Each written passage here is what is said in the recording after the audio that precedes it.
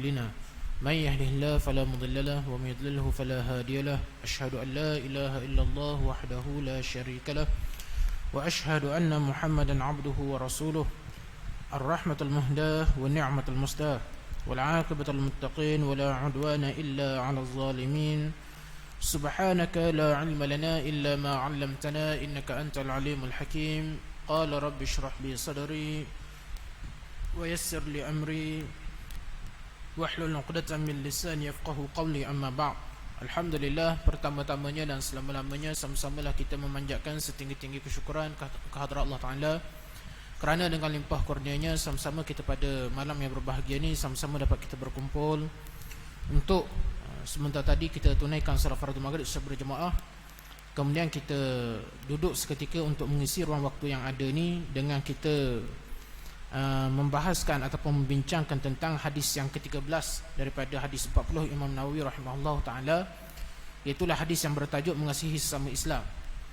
Asalnya sebenarnya saya cadang nak baca kitab Mau'izah malam ni, cuma oleh kerana kekangan waktu jadi tak sempat nak prepare. Jadi untuk minggu ni dan seterusnya, bulan ni dan seterusnya, kita baca hadis dulu insya-Allah. Nanti akan sampai masanya kita bahaskan kitab Mau'izatul Mu'minin. Jadi hadis yang ke-13 yang bertajuk mengasihi sesama Islam. An Abi Hamzah Anas bin Malik radhiyallahu anhu khadimu Rasulillah sallallahu alaihi wasallam anin Nabi sallallahu alaihi wasallam qala la yu'minu ahadukum hatta yuhibba li akhihi ma yuhibbu li nafsihi. Daripada Abi Hamzah Anas bin Malik radhiyallahu anhu, khadam Rasulullah sallallahu alaihi wasallam, daripada Nabi sallallahu alaihi wasallam baginda bersabda tidak beriman seseorang kamu sehingga dia mengasihi saudaranya seperti dia mengasihi dirinya sendiri. Hadis muttafaqun alaih. Jadi hadis yang ke-13 daripada hadis 40 Imam Nawawi rahimahullah ta'ala ni ialah hadis yang membicarakan tentang kasih sayang sesama kaum muslimin, yang mana Nabi menyebut hadis ni satu hadis yang pendek, yang ringkas, tetapi dia memberi makna yang besar sebenarnya kepada kita orang Islam ni, yang mana Nabi menyebut tidak beriman seorang di kalangan kamu ni sehinggalah dia mengasihi saudaranya sendiri. Jadi perawi kepada hadis ni ialah Sayyidina Anas bin Malik radhiyallahu anhu, yang mana saya percaya mungkin jemaah di sini dah mengenali akan sosok tubuh pemilik nama ni, yang mana Anas bin Malik radhiyallahu anhu ni adalah merupakan khadimun Nabi, iaitu orang yang berkhidmat kepada Nabi. Jadi dia ni tuan-tuan bukan orang biasa-biasa di kalangan sahabat. Dia berkhidmat kepada Nabi selama 10 tahun. Bermula ketika mana Nabi SAW berhijrah ke Madinah, mak dia iaitu Ummu Sulaim menghantar dia kepada Nabi SAW, yang mana umur Anas bin Malik ni pada ketika tu 10 tahun. Masa dia umur dia 10 tahun, mak dia hantar dia ni kepada Nabi SAW dan meminta Nabi supaya mengambil Anas ni untuk menjadi khadim, iaitu khadam kepada baginda, orang yang berkhidmat untuk Nabi SAW. Jadi Anas bin Malik, kalau kita belajar dalam fiqh, dia antara sahabat yang paling banyak meriwayatkan hadis, terutama berkait dengan hadis hukum, yang berkait dengan hukum hakam fiqh, kerana dia ni duduk dengan Nabi, jadi segala arahan Nabi, segala perintah Nabi apa semua ni dah, perkara yang berkait dengan hukum hakam, solat Nabi, puasa Nabi apa semua, jadi dia ni yang banyak belajar, dia yang banyak meriwayatkan daripada Nabi SAW. Bahkan dia juga antara sahabat yang banyak meriwayatkan hadis daripada Nabi SAW. Jadi bila kita nak bincangkan tentang Sayyidina Anas bin Malik radhiyallahu anhu ni tuan-tuan, dia ni memang banyak kelebihan. Antaranya kerana Nabi SAW pernah mendoakan secara khusus kepada dia, sebagaimana Abdullah ibn Abbas radhiyallahu anhu, Nabi SAW mendoakan dia masa dia kecil dengan doa yang masyhur, iaitu Allahumma faqihu fid din wa 'allimhu ta'wil. Adapun Sayyidina Anas radhiyallahu anhu ni mak dia yakni Ummu Sulaim pernah meminta supaya Nabi SAW ni mendoakan Anas ni, dan Nabi mendoakan dia beberapa perkara, iaitulah Allahumma aksir malahu wa waladahu wa atil umurahu wa barik lahu wa adkhilhu al-jannah, iaitulah yang bermaksud, ya Allah, perbanyakkanlah hartanya, ramaikanlah anaknya, panjangkanlah umurnya, berkatilah padanya, dan masukkanlah dia ni ke dalam syurga. Tuan-tuan bayangkan, Nabi SAW mendoakan benda ni direct kepada Anas. Angga-angga kalau kita yang duduk ataupun yang menjadi Sayyidina Anas radhiyallahu anhu pada ketika tu, betapa bahagianya kita. Sebab benda Nabi doa direct tu. Tuan-tuan, tak ada doa yang paling mustajab atas dunia ni tuan-tuan, melainkan doa Nabi SAW. Bukan kita kata doa lain tak mustajab, tapi yang paling mustajab sekali ialah doa Nabi SAW. Dan kebaikan doa Nabi ni, Nabi mendoakan dia kebaikan dunia dan juga akhirat. Dan terbukti doa Nabi SAW ni sangat mustajab.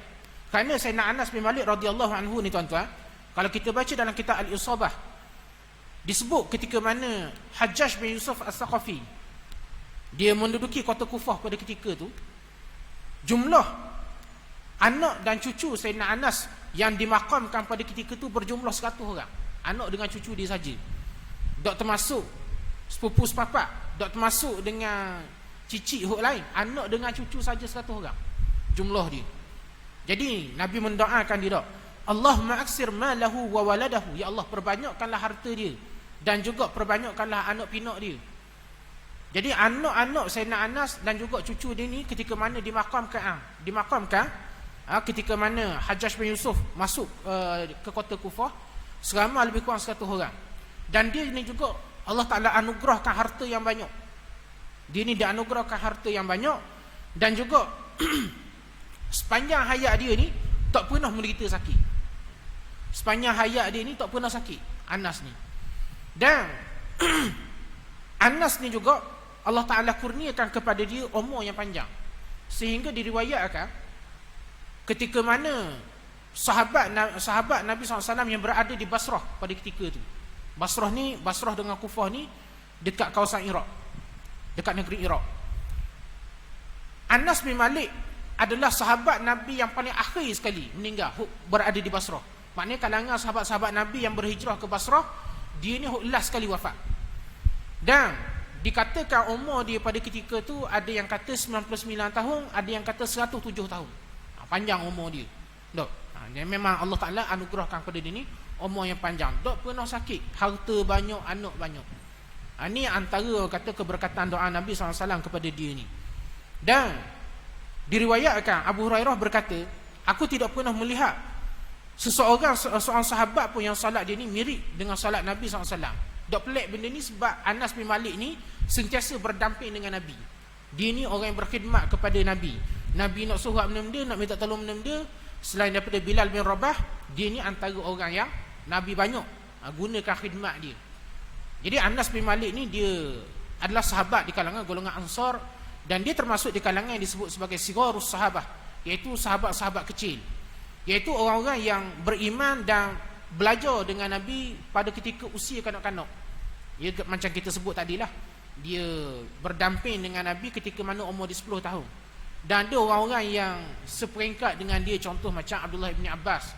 Cuma Abdullah bin Abbas ni umur dia masa Nabi berhijrah, umur dia 3 tahun. Anas ni 10 tahun. Jadi Anas ni tua 7 tahun lah daripada Abdullah bin Abbas. Juga kalangan sahabat yang kecil juga pada ketika itu ialah Abdullah bin Amru, anak pada Amru bin Al-As. Juga Abdullah bin Umar, anak pada Sayyidina Umar sendiri. Dan juga Abdullah bin Zubair, iaitu anak pada Zubair bin Al-Awwam. Jadi tuan-tuan, Anas ni dia kira peringkat kanak-kanak, orang-orang yang bersahabat dengan Nabi ketika mana umur dia kanak-kanak. Dan bila dia umur 20 tahun, ketika itulah Nabi SAW wafat. Dan Anas bin Malik ni tuan-tuan, Ibn Sirin mengatakan orang yang paling bagus solat dia, orang yang paling baik solat dia, sama ada di rumah ataupun ketika mana bermusafir. Jadi apa sebab Ibn Sirin menyebut demikian? Kerana tuan-tuan, biasa manusia ni kalau semayang depan orang lain, semayang seorang lain. Kalau semayang depan orang bagus, kalau dia hadir berjemaah, dia bermusafir semua bila semayang depan orang ni bagus, terketik-terkening solat dia. Acu semayang seorang di rumah, semayang seorang di rumah, semayang Zuhur tu dang pun 3-4 minit. Semayang Zuhur tu seminit je, seminit lebih sikit je. Orang masuk Maggi pun 2 minit, letak telur 2 minit setengah. Ia semayang laju pada masak Maggi lagi. Maknanya nak royak ada orang ni semayang depan orang lain, belakang orang lain. Orang yang sebegini tuan-tuan, dia belum lagi mencapai maqam ataupun martabat yang disebut oleh Nabi SAW sebagai maqam ihsan. Ihsan ni bukan huk belah kasihan tu, bukan huk tu. Ihsan di sini ialah sebagaimana yang Nabi beritahu dah, anta abudallaha ka'annaka tarahu fa in lam takun tarahu fa innahu yarak. Ihsan ni ialah kamu beribadat seakan-akan Allah Taala tu berada di hadapan kamu. Namun nampak Allah Taala di hadapan kamu. Dan sekalipun kamu tidak melihat Allah Taala, tapi kamu tahu bahawa Allah Taala melihat kamu. Jadi nak capai maqam ihsan ni bukan mudah. Ada orang tuan-tuan dia setakat muslim tapi tak beriman. Dia muslim tapi tak berapa nak beriman mana. Ada orang yang mencapai maqam muslim dan mukmin tapi tak capai maqam ihsan. Ada orang dicapai sehingga ke maqam ihsan ni. Orang yang capai ke maqam ihsan ni tuan-tuan, orang sebegini kita tak usah takut nak percaya ke dia. Sebab orang sebegini dia tidak beriman kepada manusia. Dia tidak bertuhankan kepada manusia. Dia beriman dan bertuhan kepada Allah Taala. Beri amanah benda pun dia takkan khianat. Kerana dia sedar yang akan menilai perbuatan dia, yang akan memberikan ganjaran dosa dan pahala ni ialah Allah Taala, bukan manusia. Ada orang depan manusia bagus, belakang manusia berat nanam. Sebab benda ni orang-orang yang kita katakan walaupun dia mengaku beriman kepada Allah, tapi sebenarnya hati dia masih lagi tunduk kepada manusia. Kalau depan manusia dia jaga, belakang manusia dajjal sekali dia. Sebab dia bila belakang manusia dia rasa tak ada siapa tahu perbuatan dia. Walhal kalau pun tak ada manusia tahu, kalau manusia tahu sekalipun, manusia tak boleh nak beri apa-apa kepada dia. Sama ada dosa ataupun pahala, itu bukan kerja manusia. Bahkan yang memasukkan ke syurga dan neraka juga bukan kerja manusia. Itu semua adalah kerja Allah Ta'ala. Maka tidak ada gunanya kita ni tuan-tuan nak mengharap pandangan manusia, nak mengharapkan pengiktirafan manusia dalam setiap segenap hal perbuatan kita, amal ibadat kita. Tak ada guna. Sebab tu tuan-tuan, dulu ada satu kisah seorang waliullah. Yang ni kata Islam Ibrahim bin Al-Adham. Dia ni tuan-tuan, sebelum dia ni kata jadi wali Allah lah, pernah satu ketika dia ni ada satu masjid baru siap dibina, dan dia ni berhajat nak jadi AJK masjid. Tak tahulah zaman tu kalau AJK masjid ada elang ke mana, kita tak tahu. Barangkali ada, tapi mungkin antara benda yang paling besar kerana orang yang berkhidmat pada rumah Allah Ta'ala ni diberikan penghargaan dan pandangan yang tinggi oleh masyarakat. Jadi dia ni tuan-tuan sepanjang masa duduk kat masjid, semayang sunat apa semua, tapi bukan ikhlas sangat pun, ngaji Quran bukan ikhlas pun, tapi buat tu semata-mata kerana benda nak orang latih dia tu jadi AJK masjid. Tak kira lah jadi Tok Bilal, Tok Siok, Tok Imam, tak kira lah. Tapi mana soleh sungguh lah dia masa tu. Tapi ibadat masa tu kerana manusia. Tapi tuan-tuan, setahun dia beribadat gitu. Mana duduk sejik umur, makan sejik, kat tidur kat sejik. Bila orang nak pilih JK, tak pilih dia, pilih orang lain juga. Sehinggalah sesuatu peristiwa berlaku pada dia menyebabkan dia tersedar betapa hinanya dia ni kerana beribadat nakkan pandangan manusia. Maka pada suatu malam dia bangun menghadap Allah Ta'ala dalam keadaan insaf, menangis, menyesal kerana perbuatan dia yang beramal kerana nakkan penghargaan manusia, nakkan jawatan dan pangkat daripada manusia. Nangis. Lalu semalaman dia beribadat kepada Allah Ta'ala tanpa mengharapkan siapa-siapa tengok dia pada ketika tu. Tiba-tiba tuan-tuan, esokkan tu bila orang nak buat pemilihan AJK masjid, orang tanya siapa hok rajin sekali ada kat masjid, hok boleh harap nak jaga sejik, siapa tak cicok ke benda ke tak. Maknanya orang kata mudah tengok ada seorang lelaki nama Ibrahim. Hok, orang kata dia ada semua sejik ni, tak perasan ni. Oh sungguh kata dia ada semua sini. Jadi orang pun pakat pergi jumpa dia, nak lantik dia masa tu. Jadi dia terkejut. Ya Allah, dia kata, setahun aku beribadat kerana nakkan manusia tengok pada aku, nakkan manusia latih aku jadi AJK masjid ni, tapi tak dapat setarang benda tu. Tapi baru semalaman aku beribadah pada kamu, dia tu tiba-tiba hak ni aku dapat selalu. Jadi dia menolak jawatan tu dan akhirnya dia pergi ke tempat lain. Sebab benda nyesal dah masa tu. Tuan-tuan, mana yang kita nak beritahu di sini ialah adanya orang kadang-kadang dia beribadat kerana nakkan pandangan manusia, mengharapkan sesuatu, walhal dia lupa. Tuan-tuan, yang memberi kepada kita sama ada di dunia ataupun di akhirat, semua Allah Ta'ala belaka. Walaupun pada zahir nampak macam manusia yang bagi, manusia itu bagi jawatan, manusia itu bagi kuih, manusia itu bagi durian, musangking pulak tu. Minggu depan D24, minggu sekali lagi black tong, macam-macam boleh. Tapi tuan-tuan kena ingat, walaupun nampak macam manusia hok bagi, zahir sahaja benda tu. Tapi hakikat dia Allah Ta'ala. Hakikatnya Allah Ta'ala yang dah tentukan rezeki dia hok tu. Sekali boleh durian kapung, ngepek tu. Masah pulak tu. Cok, sikit kena jadi poyok ngepek tu. Dia lupa bahawa hok beri musangking pun Allah Ta'ala sebenarnya. Hok beri durian kapung nak jadi poyok tu pun Allah Ta'ala juga. Allah Ta'ala dia memberi, kadang-kadang diberi sebagai satu nikmat, kadang-kadang diberi sebagai satu ujian. Tapi ala kulli hal yang memberi tuan-tuan, sama ada manfaat ataupun mudarat, semua Allah Ta'ala. Tak ada manusia boleh beri kesan apa-apa kepada kita, baik manfaat ataupun mudarat. Walaupun pada zahir nampak macam dia beri sesuatu, macam dia aniaya kepada kita, tapi kita kena ingat, tanpa keizinan Allah Ta'ala benda tu akan berlaku. Tu semua keizinan Allah Ta'ala berlaku. Sebab tu orang yang faham dengan sedalam-dalamnya benda ni tuan-tuan, dia tak akan takut sikit abuk pada manusia, dia tak akan hairan sikit abuk kepada makhluk. Sebab dia tahu yang akan menjaga dan memelihara dia ialah Allah Ta'ala. Yang boleh memudaratkan dia pun cuma Allah Ta'ala. Sebab tu bila kita berdoa, kita kena ingat yang memberi ialah Allah Ta'ala. Sama ada manfaat ataupun mudarat, tu semua daripada Allah Ta'ala belaka. Dia memberi manfaat, boleh jadi kerana benda tu ujian kepada kita, ataupun kerana benda tu tanda dia kasih kepada kita. Dia memberi suatu mudarat, kadang-kadang kerana benda tu musibah kepada kita untuk kita sedar daripada kesilapan kita. Dia banyak sebab Allah Ta'ala beri manfaat ataupun mudarat ni. Tapi kita kena yakin, tak ada satu benda pun takdir Allah Ta'ala ni menzalimi kita, tak ada. Kerana zalim adalah sifat yang mustahil bagi Allah Ta'ala. Dan sifat wajib bagi Allah ialah adil. Jadi kita kena ingat segala yang Allah Ta'ala bagi kepada kita ni molek berlaku, baik manfaat ataupun mudarat. Cuma kita je tak boleh nak ukur dengan akal fikiran kita, sejauh mana molek, sejauh mana buruk. Kita dah nak ukur benda tu. Kita mungkin boleh nampak sebahagian, tapi kita tak akan nampak hikmah di sebalik tu.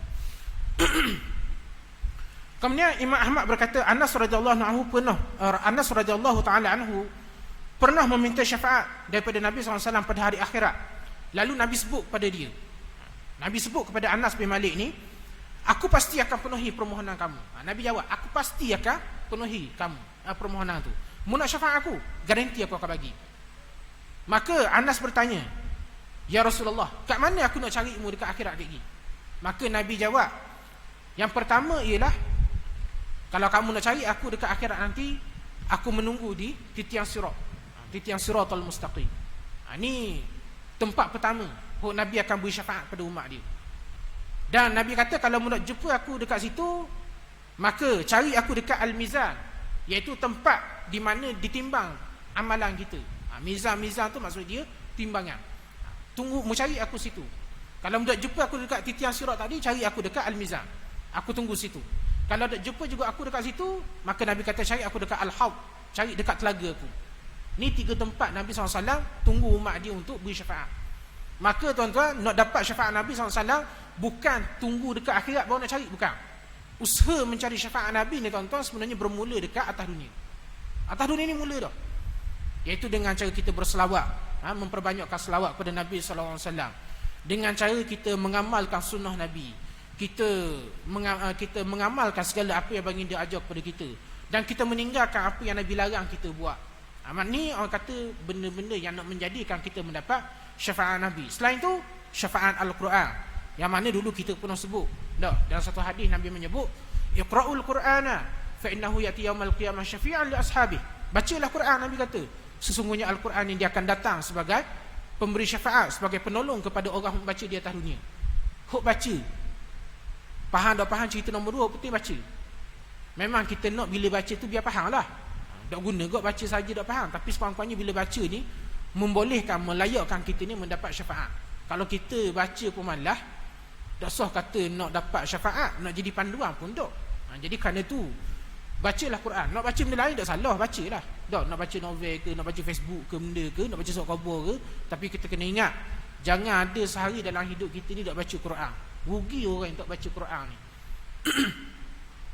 Kemudian Ibn Jauzi menyebut, Anas bin Malik meriwayatkan hadis daripada Nabi SAW sebanyak 2,286 buah hadis, dan dalam Musnad Imam Ahmad sebanyak 2,178 buah hadis yang diriwayatkan oleh Anas bin Malik ni. Jadi Anas ni antara orang banyaklah meriwayatkan hadis. Selain daripadanya ialah Sayyidina Abu Hurairah Abu Hurairah juga antara sahabat yang banyak meriwayatkan hadis daripada Nabi SAW. Dan dia ni wafat pada tahun 90 Hijrah. Tapi khilaf juga ni. Ada orang kata 90, ada kata 91 Hijrah. Ada yang kata 92 Hijrah dan ada yang kata 93 Hijrah. Tak kira lah dia wafat berapa tahun Hijrah sekalipun, apa yang penting sosok tubuh yang bernama Anas bin Malik radhiyallahu anhu ni adalah contoh orang yang banyak berdamping dengan Nabi SAW dan orang yang dikurniakan banyak kelebihan serta keberkatan masa hidup di dunia lagi. Jadi tuan-tuan, ni antara kisah orang yang sangat beruntung kerana berdamping dengan Nabi. Masa hidup lagi Nabi dah doakan pelbagai kebaikan kepada dia, dan bila mati Nabi jaminkan beri syafaat kepada dia. Kita ni tuan-tuan tak tahu lagi syafaat mana dapat kedok. Maka cuma Nabi beritahu. Nabi beritahu jalan-jalan nak dapat syafaat ni. Antaranya ialah dengan memperbanyakkan selawat dan sebagainya. Jadi kita ni tuan-tuan, bukannya nak kata kita ni sama macam Anas bin Malik, bahkan kita ni jauh sekali. Kita ni jauh sekali. Kita tak pernah berjumpa dengan Nabi. Kita pun tak pernah berkhidmat kepada Nabi. Maka kalau nak dapat syafaat Nabi, mulakan masa hidup atas dunia ni. Para sahabat ridwanullahi alaihim, mereka mendapat jaminan syafaat Nabi SAW kerana mereka ni banyak bersohbah dan banyak mengamalkan apa yang Nabi ajar. Kita hari ni banyak duk buat benda lain. Sunnah-sunnah Nabi kita tinggalkan. Bahkan kadang-kadang kalau orang mengamalkan sunnah, kita anggap jelek orang ni. Pelik. Jelek dan pelik orang ni. Walhal hak ni lah yang Nabi sebut dah. Islam ni dia bermula dengan dagang, dan dia pada penghujungnya akan kembali sebagai dagang. Dagang ni maksud dia bila? Dagang ni tuan-tuan, orang asing. Islam ni pada peringkat awalnya asing. Apa-apa yang dibuat oleh orang Islam tak sama macam diamalkan oleh orang Arab jahiliah, lalu dianggap sebagai perbuatan orang asing. Tetapi lama kelamaan Islam ni menjadi amalan. Dan pada akhir zaman, sedikit demi sedikit amalan-amalan Islam ni mula ditinggalkan, lalu kembali dianggap menjadi asing. Jadi sebab tu Nabi sebut dalam hadis, tuba lil ghuraba, beruntunglah bagi orang-orang yang asing. Kemudian kita lihat sedikitlah syarah hadis ni. Ibnu Daqiq Al-Aid mengatakan yang dimaksudkan dengan tidak beriman adalah iman yang tidak sempurna. Kerana tidak dimaksudkan dengan sedemikian, maka bererti seorang tidak memiliki iman sama sekali apabila tidak mempunyai sifat seperti itu. Jadi dalam hadis ni Ibnu Daqiq Al-Aid mengatakan, bila Nabi sebut la yu'minu ahadukum, tidak beriman seorang di kalangan kamu ni, bukan bermaksud orang ni kalau dia tak kasih kepada saudara dia, maksudnya dia jadi kafir. Bukan gitulah maksud dia. Tapi maksud dia tak sempurna iman seseorang ni. Jadi tuan-tuan, salah satu tanda kesempurnaan iman seseorang ialah dia cakna kepada saudara seagama dia. Ni tanda. Kalau kita ni tuan-tuan nak cek mudah je benda ni. Bila kita menerima sesuatu musibah, berita yang menimpa musibah saudara seagama kita, kiralah jiran kita ke, kawan kita ke, siapa ke, bila musibah tu menimpa saudara seagama kita, maka kita turut rasa berduka cita, kita turut rasa berat hati, turut rasa sedih. Maka tu bukan kita yang kena, kita cuma mendengar berita tapi kita rasa sedih. Tu tanda kita mencapai kata salah satu darjat kesempurnaan iman. Tapi kalau kita ni tuan-tuan dengar orang kena musibah, kita musibah gitu je, setakat tu je, tak berasa apa-apa. Orang ditimpa orang kena banjir, orang rumah terbakar, orang apa sajalah, tak. Orang lapar, hatta jiran kita lapar. Hidup lagi rupanya, ada orang gitu. Hidup lagi rupanya. Ingat tak ada dah. Tak caranya ke jiran. Ada orang sampai jiran dia tu dah pindah tempat lain, dia tak sedar pun. Mana nak cerita, ada jenis orang-orang gini lah. Tak, mana tak peduli. Tidak ada sikap kepedulian terhadap saudara seagama. Maka Nabi katakan orang sebegini iman dia tak sempurna. Tak. Bukan tak beriman langsung, beriman juga, tapi sangat kurang iman dia, sangat tidak sempurna iman dia. Nak faham hadis ni samalah macam satu hadis yang Nabi sebut dak. La salata li jaril masjid illa fil masjid. Tidak ada sembahyang bagi orang yang berjiran dengan masjid kecuali dekat masjid. Maksudnya kalau kita terjemuh secara harfin biharfin, ataupun kalau kita terjemuh sebiji-sebiji, maksud dia benda, maksudnya tuan-tuan, siapa yang semai orang yang duduk di tepi-tepi masjid, orang yang rumah dia ni berdekatan dengan masjid, tapi dia semayang dekat rumah, semayang dok sah. Ni kata kalau kita terjemuh sebutir-sebutir lah, faham tak? Sebab Nabi sebut la solata, tidak ada sembahyang. Kalau tak ada sembahyang ni maksudnya sama macam tak sembahyang. Tetapi maksud dia bukanlah demikian. Cuma maksud la salata li jaril masjid illa fil masjid, ataupun tidak ada sembahyang bagi orang yang berjiran dengan masjid kecuali di masjid ni, maksud dia dok sempurna pahala orang yang berjiran dengan masjid ni kalau dia sembahyang dekat rumah dia. Dok sempurna solat dia, dok sempurna imam ni orang kata pahala dia. Sebab benda dia bukan duduk jauh, bukan nak kena start motor, nak kena start kereta, nak pergi masjid. Pada jalan kaki je. Dok, pada jalan kaki boleh sampai masjid. Tiba-tiba dia boleh sampai juga. Tempat lain boleh sampai enggak. Pergi melancong sana sini boleh. Pah ke dalam gua pergi melancong boleh. Pah ke Langkawi boleh pergi. Masjid sebelah rumah dok aja sampai. Setahun dah sampai sekali. Berat nan nak jenis gini. Faham tak? Jadi hak ni yang Nabi sebut la salata li jaril masjid illa fil masjid. Tidak ada sembahyang bagi orang berjiran dengan masjid kecuali dekat masjid. Bukan bermaksud solat dia dok sah, tetapi sangat kurang pahala dia. Sebab dia tidak ada apa-apa kesusahan untuk hadir ke masjid. Tiba-tiba dah sampai juga. Tu pun bukannya orang nak suruh 5 waktu sehari duduk masjid, daklah sampai gitu. Kalau boleh alhamdulillah. Kalau tak boleh pun paling kurang 2 kali sehari biar nampak. Hatta sekali sehari pun biarlah nampak kat masjid. Dak pun paling busuk seminggu 3 kali. Ni orang kata paragat dah sampai langsung. Dah sampai terus masjid rumah Allah Taala. Tuan-tuan, dulu kita pernah cerita bagaimana seorang sahabat yang bernama Abdullah bin Umm Maktum. Ni nak cerita, kita kena ada rasa malu. Kena ada rasa malu kalau kita ni malah ke masjid. Bukan dalam ni lah, dalam ni rajin belaka. Tok, kalau dak siapa pula malam ni tok. Tapi makna nak cerita tuan-tuan, seorang sahabat yang bernama Sayyidina Abdullah bin Umm Maktum. Dia ni seorang yang buta. Mata dia buta. Dia bertanya pada Nabi SAW, "Ya Rasulullah, macam mana aku nak solat berjemaah sedangkan aku ni buta?" Maka apa jawab Nabi? Adakah Nabi kata, "Tak apalah, dah buta main rumah, niat boleh pahala dah tu." Tak, Nabi dah kata gitu. Nabi sebut benda, dengar azan pergi masjid. Tak kira dah kawan tu buta ke tak. Tapi Nabi kata, dengar azan pergi masjid. Adakah Nabi tak tahu dia buta? Ya, Nabi tahu dia buta. Tapi kenapa Nabi suruh dia ke masjid? Kan kata nak berjemaah. Dengar azan pergi masjid. Maknanya tuan-tuan, dengar orang buta sekalipun Nabi tak beri peluang nak buat alasan. Nabi tak ada kata tak apalah, dah buta semain di rumah tak apa, padang tu. Tak. Buta-buta Medan boleh pergi. Tak. Orang ni pelik-pelik lah. Tak. Kalau nak pergi Medan, tak. Ngegek tokat apa? Nak pergi sejik kot, sihat-sihat tu, ada lalu alasan dia, ada lalu masalah dia, sibuk benda tak. Jadi tuan-tuan, apa yang dibuat oleh Abdullah bin Maktum ni? Sayyidina Abdullah bin Maktum ni tuan-tuan, bila Nabi kata begitu, maka bila masuk waktu solat, dia ambil tali. Dia ambil tali, dia pergi ke masjid. Tak. Diikat tali tu dekat tiang masjid. Kemudian bila dia balik, dia eret tali tu sampai ke tiang rumah dia, diikat dulu. Jadi setiap kali masuk waktu solat, dia akan bereret dengan tali ni pergi ke masjid. Maknanya dia tidak menjadikan buta sebagai alasan untuk tidak hadir ke masjid. Bawa tali, guna tali, bereret. Dah nak tunggu orang piping, orang atas, siapa nak layan ke dia. Jadi dia gunakan kreativiti dia, guna tali. Jadi setiap kali masuk waktu, dia bereret dengan tali tu, pegang tali tu, sapalah ke masjid. Nak balik bereret pula dengan tali, nak pergi pula bereret pula, nak balik bereret pula. Tuan-tuan, tu orang buta. Tiba-tiba ada orang dengan segala sihat Tuhan bagi ke dia. Bukan kata buta pun, tak. Tapi sihat-sihat tu Tuhan bagi tak sampai juga sejid surah. Hok dia sampai tempat lain.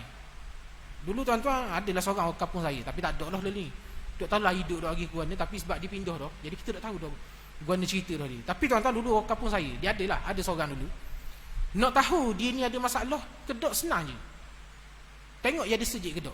Dia ada surah kedok. Kalau ada surah, ada masalah tu. Tengok 2-3 hari main surah, ingat 2 masalah lepas dia tu.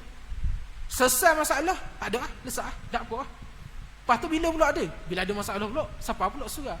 Ada orang jadi gitu. Jadi sebab tu tuan-tuan, kadang-kadang antara hikmah Allah Ta'ala jadikan kita ni dilanda ujian.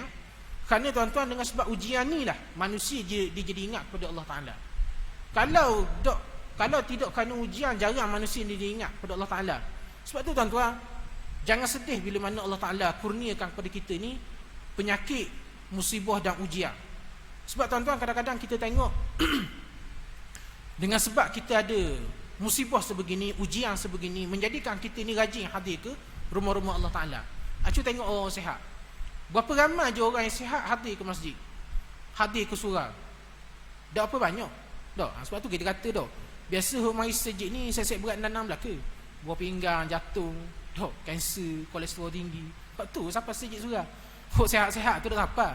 Bila nak siapa sejik surah? Bila siapa pekat sakit semua siapa.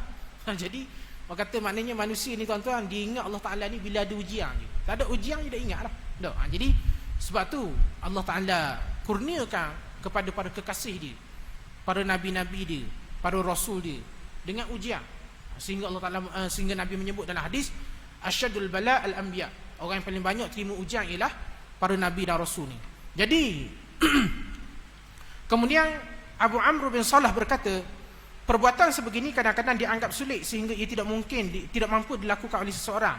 Sedangkan ia tidaklah sedemikian. Kerana yang dimaksudkan dengannya ialah bahawa seseorang itu imannya tidak sempurna sehinggalah dia mencintai kebaikan untuk saudaranya sesama muslim sama seperti mana dia mencintai kebaikan untuk dirinya sendiri. Jadi kadang-kadang ada orang ni tuan-tuan, bila dia kurang memahami maksud hadis ni, jadi dia rasa kan nak beramal dengan hadis ni payah. Apa maksud payah nak beramal dengan hadis ni? Nak meningkatkan darjat keimanan ni, nak kena orang kata kasih kepada saudara seagama, baru kira beriman. Kalau dok sempurna iman. Jadi kadang-kadang ada setengah orang ni dia rasa payah benda tu. Tuan-tuan, sebenarnya benda ni bukan payah kan? Sekurang-kurang kita orang kata mengasihi saudara seagama kita ni benda, kita nakkan suatu kebaikan untuk mereka. Maknanya bila kita tahu orang ni susah, orang ni ada masalah, kita mengharapkan dia mendapat suatu kebaikan yang mana kalau kebaikan tu dapat pada kita, kita pun suka. Beriman tu. Molek itu iman dia maksudnya. Dia tak payah sangat benda ni. Bahkan tuan-tuan, orang yang cakna dan kasih kepada saudara seagama dia ni tuan-tuan, kadang-kadang Allah Ta'ala kurniakan darjat dan ganjaran yang besar dekat akhirat. Ada satu kisah yang berlaku, seorang ulama di Yaman. Ada seorang ulama di Yaman ni tuan-tuan, suatu malam dia tidur, dia mimpi dia bertemu dengan Rasulullah. Lalu Rasulullah dalam mimpi tu, Rasulullah beritahu kepada fulan bin si fulan yang sekarang ni berada di Mekah, bahawa dia ni adalah ahli syurga. Lepas dia mimpi tu, dia bangun, dia kejut. Kemudian malam esok bila dia tidur, dia mimpi lagi benda yang sama. Nabi mengucapkan perkataan yang sama dan dimaksudkan kepada orang yang sama juga. Dan malam yang ketiga juga dia mimpi yang sama. Lalu akhirnya bila dah 3 malam turut-turut dia mimpi yang sama ni, maknanya benda ni bukan main-main lah. Dia menganggap bahawa benda ni adalah wasiat Rasulullah SAW yang minta disampaikan. Lalu tuan-tuan, ulama ni pun dia siapkan bekalan dia, lalu dia pergi ke Mekah. Dia pergi ke Mekah Al-Mukarramah. Lepas dia kerjakan umrah, kemudian dia bertemu dengan ulama-ulama dekat sana. Bila dia bertemu dengan ulama-ulama dekat sana, dia pun ceritakan perihal mimpi dia tu, dan dia tanya, ada tak di kalangan para ulama ataupun orang soleh di Mekah ni yang kenal dengan lelaki ni?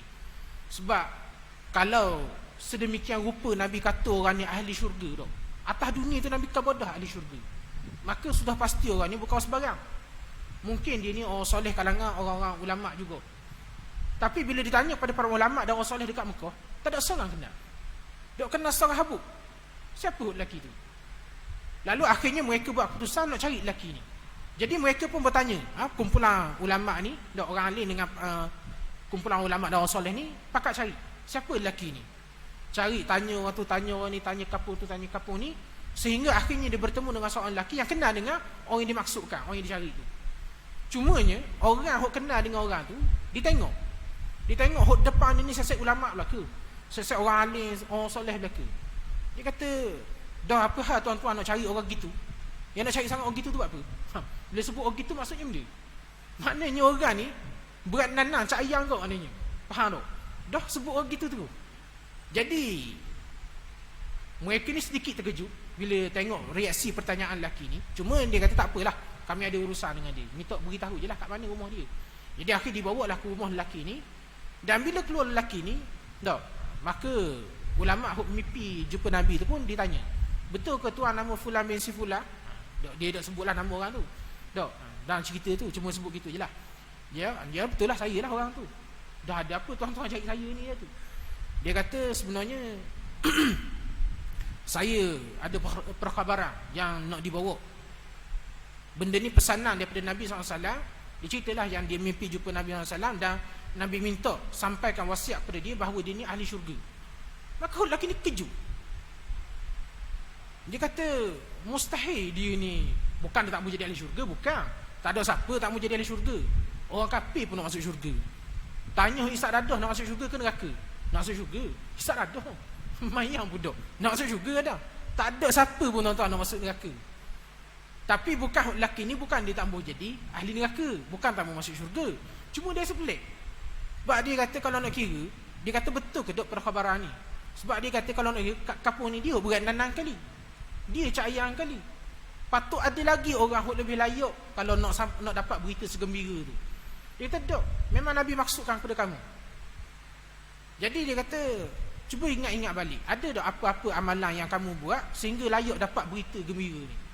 Jadi lelaki ni mikir, dia rasa macam tak dok. Nak kata dia semayang, dia ni kaki semayang jemaah, dok kata semayang 2 umur. Tu pun Masjidil Haram tu berapa tahun dok jejak kaki. Duduk Mekah dah. Berapa tahun dah dok jejak kaki ke Masjidil Haram tu dia kata. Kemudian dia kata cuba ingat-ingat balik. Ada dok. Mungkin ada amalan-amalan yang mungkin tuan rasa benda tu kecil je, tapi mungkin benda tu besar. Jadi dia kata mikir-mikir tak ada rasa. Tapi kalau nak kira ada lah, kalau nak kata ada, mungkin ada sebab satu amalan dia. Apa amalan dia tuan-tuan? Dia ni dia kata dekat dengan rumah dia ni ada seorang janda. Dulu masa suami dia hidup, suami dia tu kawan baik dia lah, jiran kan. Jadi yang cari nafkah untuk keluarga tu suami tu lah. Tapi bila suami tu mati, dah tinggal janda ni dengan anak-anak dia. Jadi dia ni hilang mata pencarian. Hilang mata pencarian. Tak ada ni orang kata sumber pendapatan keluarga. Dah dia dah pernah kerja. Kalau kerja pun dah tahu nak kerja kenapa. Jadi hok lelaki ni tuan-tuan, dia pun orang kata rasa kesian. Lalu start selepas daripada tu, bila dia bekerja, dia bahagi 2 gaji dia. Separuh untuk dia dan keluarga dia, separuh lagi untuk janda tu dengan anak-anak dia. Tanpa ada harapan boleh nikah dengan janda tu, tak ada lah. Bukan macam kita, orang kita kalau nak tolong janda boleh tolong, tapi jadi nombor 2 lah. Jadi nombor 2 baru sedap sikit nak tolong. Ni tolong piti saja, dak nikah nak benda. Ada orang rasa gitu. Nak tolong boleh, tapi mesti dengan bersyarat. Ni tolong tanpa syarat. Faham tak? Gaji tu bahagi 2. Separuh untuk dia, separuh untuk keluarga janda tu. Dan bertahun-tahun dia buat gitu. Tanpa pernah mana kata nak masuk minang janda tu ke jadi nombor 2, dah tolong semua dah kan. Tak ada. Memang ikhlas Allah, tapi dia taklah rasa benda tu besar. Dia cuma menganggap benda tu pertolongan biasa, jiran. Biasa lah. Jiran guna enggak? Dia tak anggap pun benda tu besar. Tapi tuan-tuan, adanya amalan-amalan yang walaupun nampak kecil di pandangan mata manusia, tapi sangat besar, sangat bernilai di sisi Allah Taala. Lalu tuan-tuan, dia kata mungkin kerana amalan tu lah. Mungkin kerana amalan tu lah yang melayakkan dia dapat, orang kata, berita gembira bahawa dia ahli syurga. Lalu akhirnya kumpulan para ulama ni ajak, ginilah, pergi mandi-mandi siap kita pergi Masjidil Haram. Jadi tuan-tuan, lelaki ni akhirnya dia bersiap dan dia pergi ke Masjidil Haram. Jadi bila masuk je Masjidil Haram tu dok nangis. Sebab ingat berapa lama dah sampai sejid. Lama dah sampai sejid Masjidil Haram tu. Kemudian bila semayang pun gitu juga. Sepanjang semayang tu nangis semua dia ni. Mengenangkan betapa dia ni kalau nak kira dengan dosa dia, dengan perwatakan dia tu, patutnya tak layak nak dapat berita segembira tu. Tapi hanya dengan sebab satu amalan yang dia pun dah rasa besar benda tu. Dia ingat benda tu pertolongan biasa je. Tapi benda tu besar di sisi Allah Ta'ala. Besar nilai dia di sisi Rasulullah. Jadi akhirnya tuan-tuan, pada sujud terakhir, hot lelaki ni Allah Ta'ala matikan dia. Bayangkan tuan-tuan, mati dalam sujud tu. Tuan-tuan nak dapat husnul khatimah ni tuan-tuan, kita kalau nak tahu kita ni dapat husnul khatimah ataupun tidak, kita tengok apa kebiasaan hidup kita. Kalau kebiasaan hidup kita ni dengan bermaksiat, kebiasaan hidup kita ni buat benda-benda Allah Ta'ala larang, jarang buat amal kebaikan, jarang beribadat, jarang baca Quran, maka sangat cepat, orang kata sangat jelas sebenarnya tu antara tanda-tanda mungkin kita akan mendapat, mungkin bukan pasti, tapi kemungkinan besar kita akan su'ul khatimah, iaitu mendapat pengakhiran yang buruk. Kalau kita nak pengakhiran yang baik, husnul khatimah, maka masih hidup atas dunia ni perbanyakkan amal ibadat. Bila kita biasa buat amal ibadat, kita rajin baca Quran, kita banyak berselawat, kita sentiasa hadir ke rumah-rumah Allah Ta'ala, tuan-tuan, insya-Allah kita akan mati dalam keadaan husnul khatimah. Ada orang, tuan-tuan, dia berangang bila tengok ada ulama tu mati. Ada seorang ulama mati tengah mengajar, ada orang mati dalam sujud, ada orang mati tengah sembahyang tu semua. Dok, ada orang mati dekat Masjidil Haram. Maka dia cemburu. Dia rasa dia nakkan mula buat status Facebook kematian yang dicemburui. Tu. Ayat biasa lah. Dia cuma cemburu dengan kematian tu, tapi dia berusaha mendapat kematian semacam tu. Sebab benda, walaupun dia tahu betapa beruntungnya orang yang mati dalam sembahyang, mati ketika mengajar, mati ketika mana benda ni. Macam itu ada seorang profesor dekat Selangor tu. Mati tengah beri kuliah subuh. Tengah-tengah beri kuliah subuh, tiba-tiba mai sakit dada, akhir mati situ. Tapi tuan-tuan, cerita dia tu dok, antara kerana kalangan pensyarah-pensyarah yang ramai jadi sahabat-sahabat, dia cerita pula, dia ni memang istiqamah kuliah subuh. Istiqamah hadir ke masjid subuh-subuh hari dan istiqamah beri kuliah. Maka Allah Ta'ala matikan dia dalam keadaan tu. Tuan-tuan, kita nak dapatkan pengakhiran yang baik, maka kita kena usaha buat kebaikan.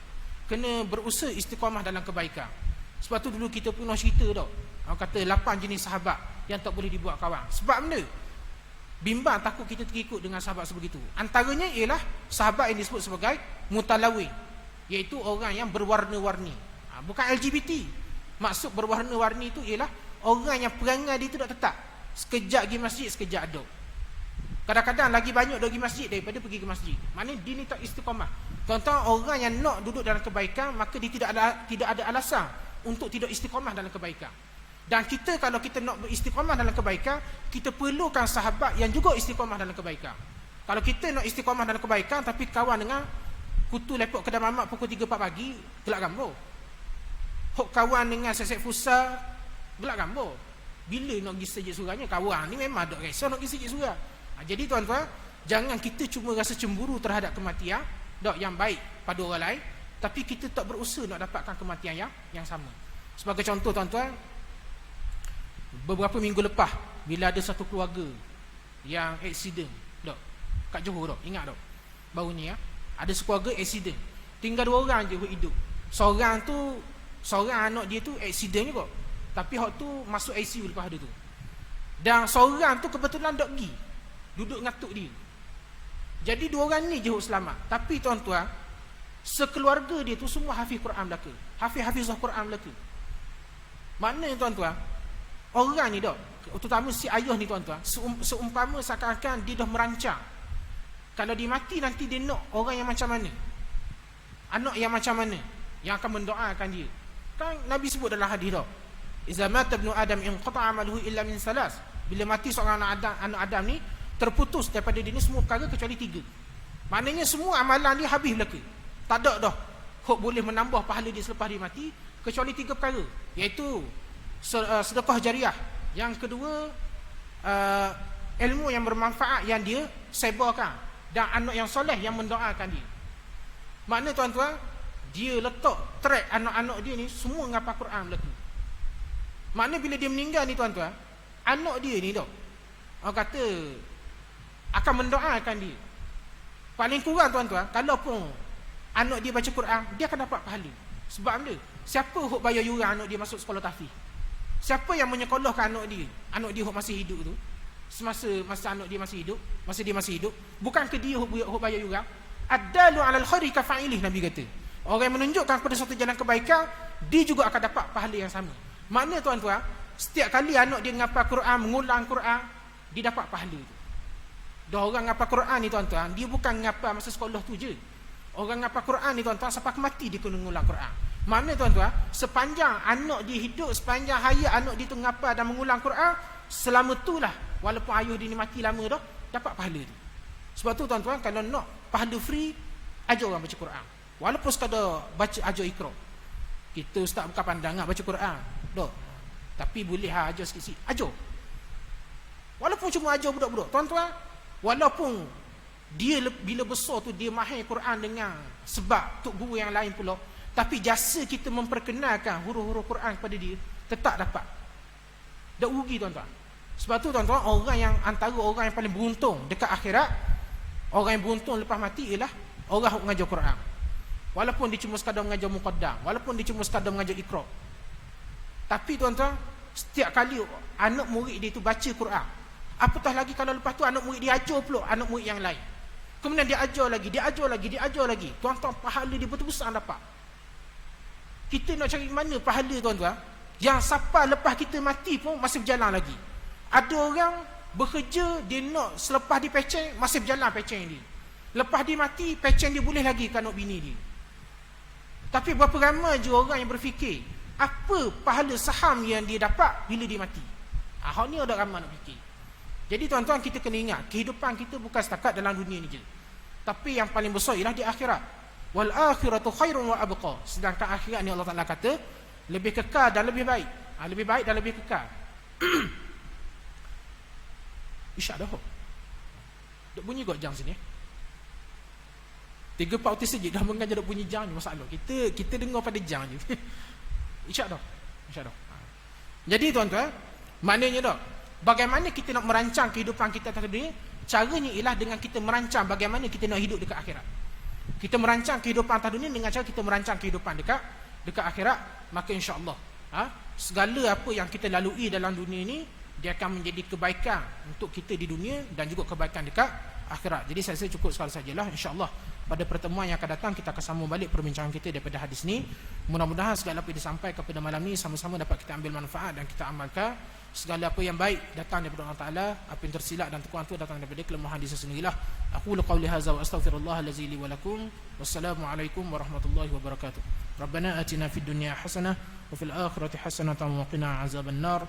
Wassallallahu ala sayyidina Muhammad wa ala alihi wasallam. Walhamdulillahi rabbil alamin.